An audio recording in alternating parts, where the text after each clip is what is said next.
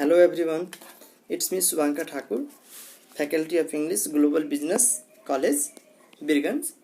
Today I'm going to discuss about a story, Class 11, Literature Part 1, a story, okay? So the name of the story, An Astrologer's Day. एउटा ज्योतिषीको दिन, हैन? And this story has been written by R.K. Narayan. Writer को हुनुहुन्छ त R.K. Narayan, the writers.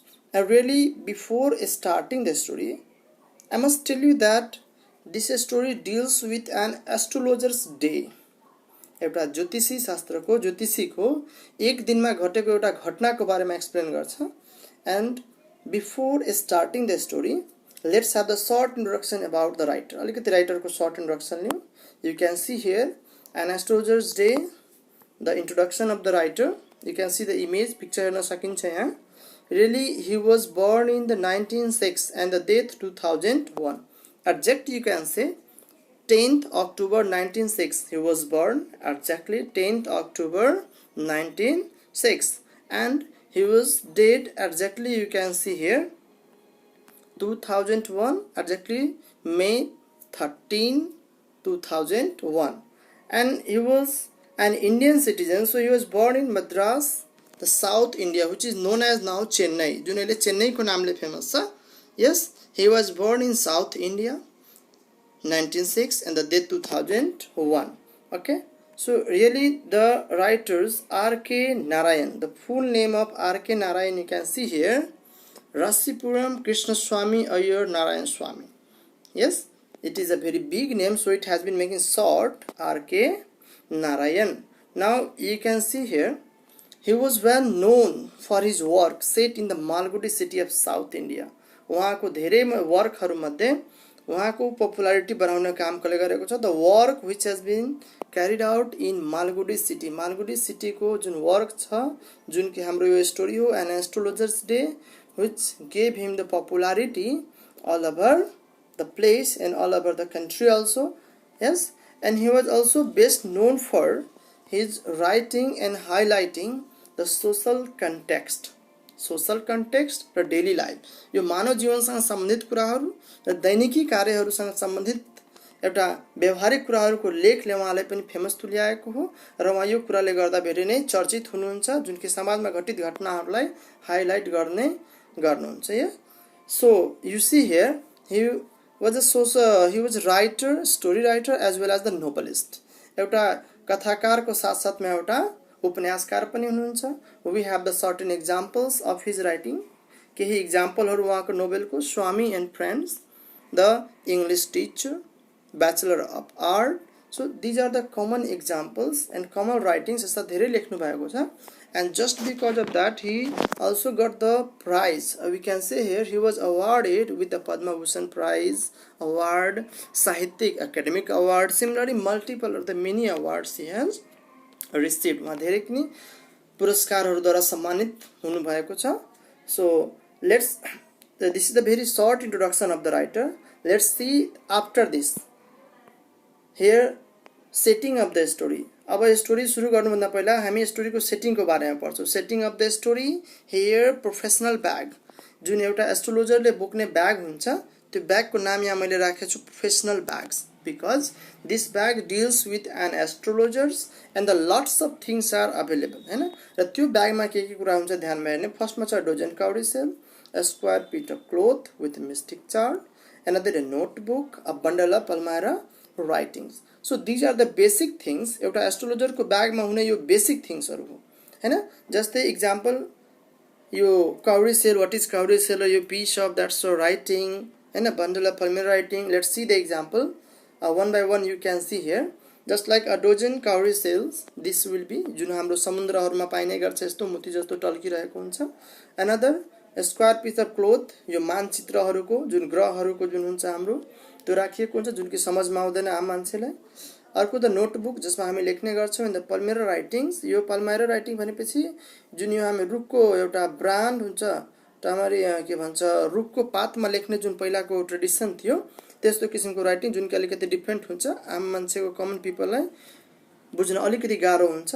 So this is the setting of the student. The first setting of the story ma sabhanda पहिला के थियो त professional bag.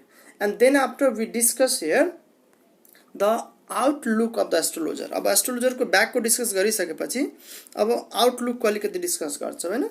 How the astrologer look like? You see here the sacred ashes, vermilions, dark whiskers. Dark whisker, you know, the दाढीहरु भएको यता. Another, the eyes sparkle with abnormal gleam. Yes, turban with the saffron colors. Yes, turban means पगडी हुन्छ. You can see here in the example. यसमा हेरौं, यो sacred access जुन यो सेतो कलर को लगाइएको हुन्छ, राखी जुन खरानी भन्छौं हामी, टाउको निधारमा लाउँछ बाबाहरुले.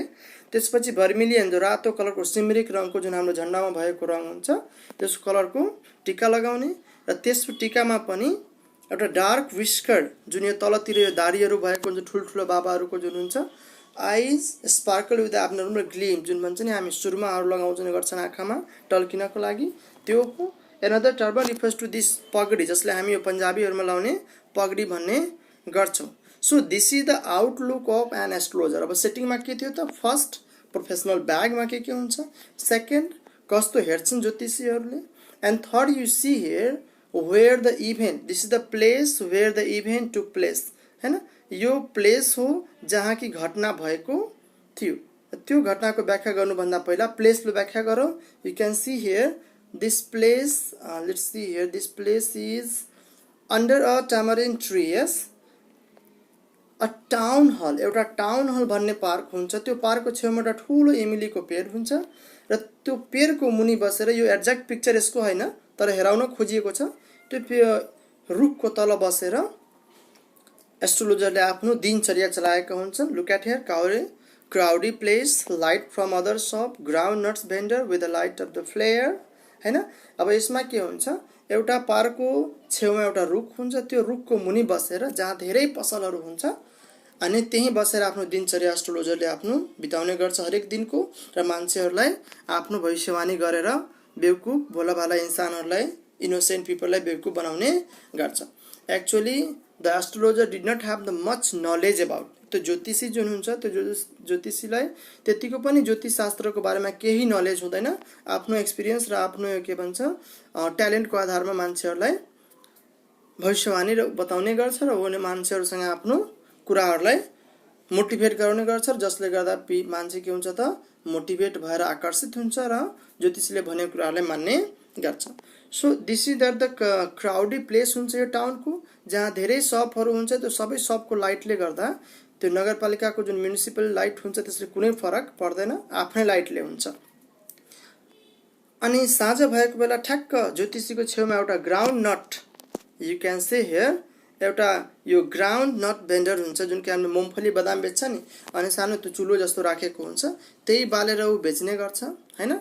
And when it was dark, जब डार्क हुन्छ भने यो एस्ट्रोलोजरको आफ्नो लाइट हुँदैन कुनै, अनि त्यही लाइटमा बसेर मान्छे पसलहरुको लाइटको सहाराले गर्दा आफ्नो साँझको कस्टमरहरुसँग डिल गर्ने गर्छन्. जब सब पसलहरु बन्द हुन्छन् ठ्याक्क ज्योतिषीको छेउमा एउटा ग्राउन्ड नट सेलर हुन्छ, मूंगफली बेच्ने मान्छे, र उसको लाइटले बढी नै सहयोग पुर्याउँछ ज्योतिषीलाई. र जब उसको लाइट बन्द हुन्छ पसलवालाको, त्यो मूंगफली बेच्ने बदाम बेच्ने मान्छेको, त्यो ज्योतिषीले पनि बुझ्छन् कि हो अब मेरो यो पसल बन्द गर्ने समय आयो, and he also bundled these all. It means his complete day depends on the people around theirs. र त्यसपछि साँझ भएपछि सब यो मान्छेहरुको पसलको लाइटले गर्दा नै उसको काम चल्छ र त्यो ज्योतिष शास्त्रको ज्योतिषीको आफ्नो कुनै लाइट हुँदैन. And in this way, by doing these all things, he used to motivate people by guessing the numbers of things. मानिसको जीवनमा पैसा, विवाह, समस्या, दुःख र बेसिक कुराहरुको tangles of the human ties, basic कुराहरुको सम्मिश्रण गरेर मान्छेलाई गेसिङ गर्ने गर्थ्यो, जसमध्ये सपोज कसैसँग 10 वटा क्वेशन गर्दा हैन, जसमध्ये आन्सर ज्योतिषीले दिएको, एउटा जुन ज्योतिषी हुन्छ एस्ट्रोलोजर, मान्छेले सोधेको क्वेशनको जवाब दिँदाखेरि 10 वटा मध्ये 5, 6, 7 वटा त सही भइ नै हाल्थ्यो, just because of the common problems, marriage, money and the tangles of the human's life. आप मानिसको जीवनको घटनाहरुलाई राम्ररी बुझेर एनालाइज गर्ने गर्थ्यो र गेसको आधारमा मान्छेहरुलाई मोटिभेट गर्ने गर्थ्यो. Okay, so after this we start the story now exact. अहिले सम्म हामी के डिस्कस गर्यौ in this part 1, we discuss the background of the writer, so we can say the introduction of the writer. Another, setting up the story. अब ये setting up the story में के पर्यो त we discuss about professional bag, एउटा ज्योतिषीको bag. Then after we also discuss the outlook of an astrologer, ज्योतिषीको हेराई पहिरन. Another, we discuss the place where the event took, जहाँ घटना भएको त्यो ठाउँको बारेमा पनि डिस्कस गर्यौं, जुन कि त्यो ठाउँ एउटा क्राउडी हुन्छ. टाउन हल पार्कको छेउमा एउटा इमलीको पेटको तल बसेर ज्योतिषीले आफ्नो दिनचर्या बिताउँछ, जहाँ मान्छेको भिडभाड धेरै नै हुन्छ र धेरै नै किसिमका सपहरू भएको नाताले त्यहाँ धेरै मान्छेहरू हुन्छ. र जब के गर्छ त्यहाँ राइटरले मान्छेहरूको बेसिक कुराहरूलाई लिएर मोटिभेट गर्ने हैन र एनालाइज गर्ने गर्छ. So this much for this first part, and the rest of the things we discuss in the next part of this story. अर्को पार्टमा अब स्टोरीको पूरा व्याख्या डिस्कस गर्छौं. Thank you.